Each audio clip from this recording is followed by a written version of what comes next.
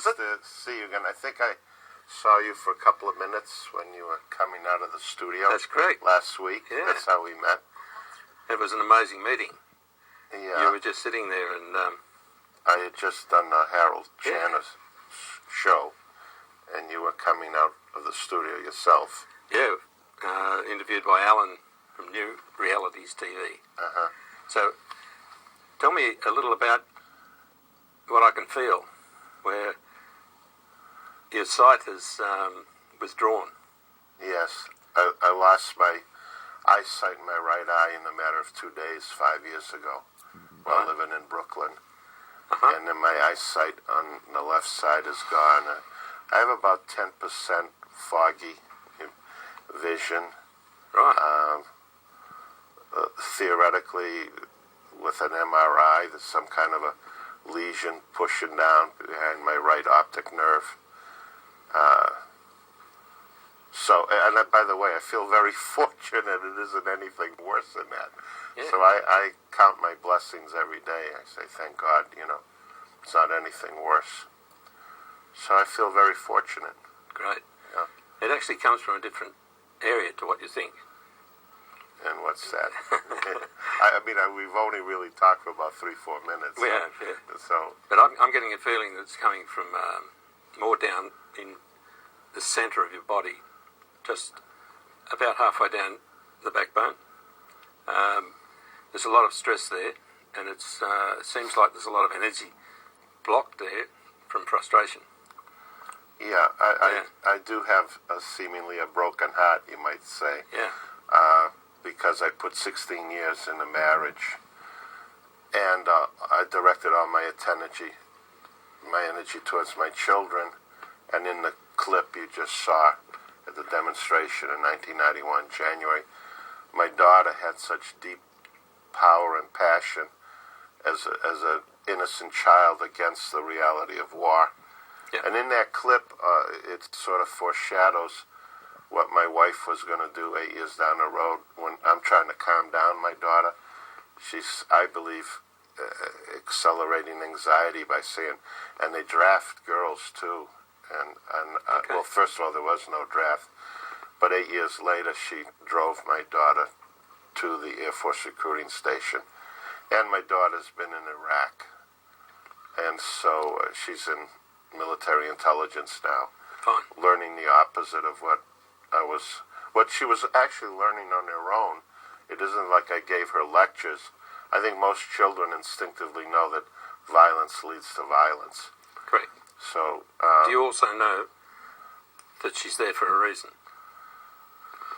I must say it kind of escapes me right now, but I do know, having been a professor in the 70s and having counseled for free Vietnam vets with post-traumatic stress disorder, that of course there are a lot of wonderful people in the military, and in fact there are rumors that the Pentagon has actually withheld starting a war with Iran.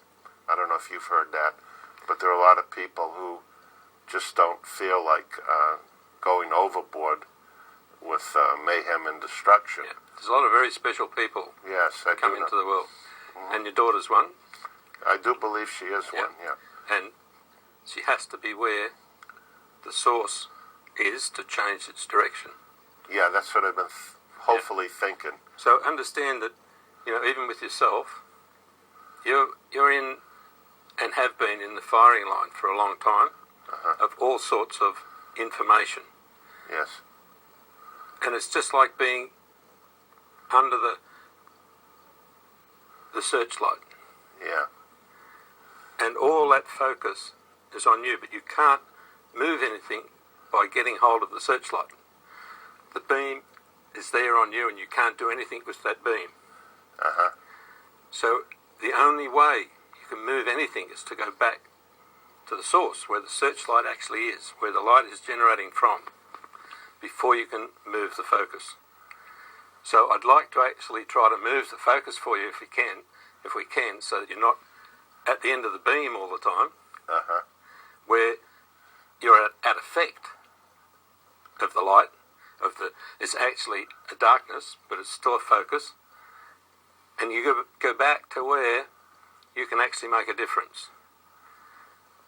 you can actually turn the torch, move the focus, and change the world.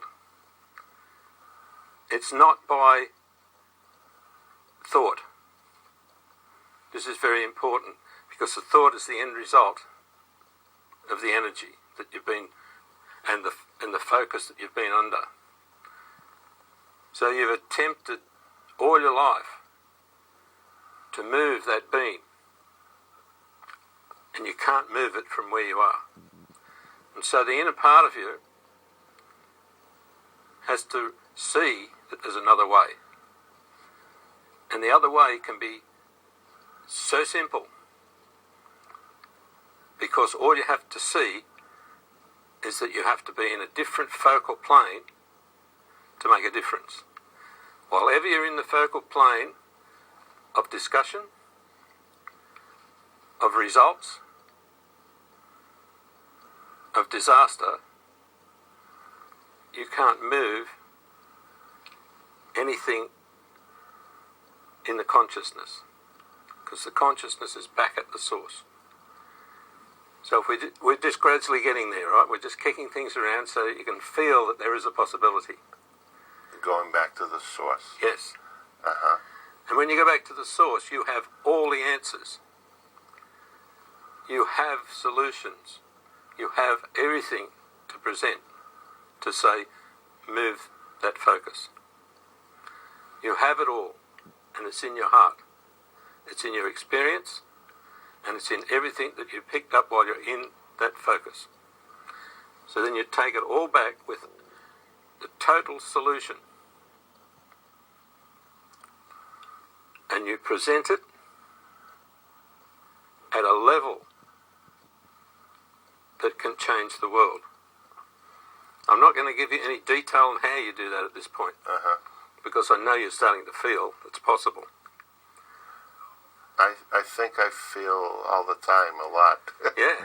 Yeah, and so if we can actually just kick around the fact that there is another way, and that it's a very elevated and very elegant way, in you being who you are, rather than be an effect of where you've been, you're going to feel a lot more capable of just connecting and leaning back towards a totally healthy state in the world. Because you have that power and you have that experience, but more so because of the special person you are.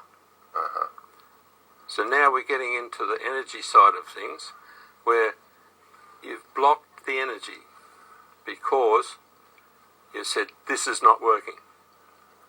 And that's understandable.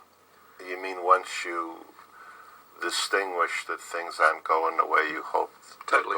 that creates the block. It's totally. Uh-huh. Particularly with someone as powerful as you.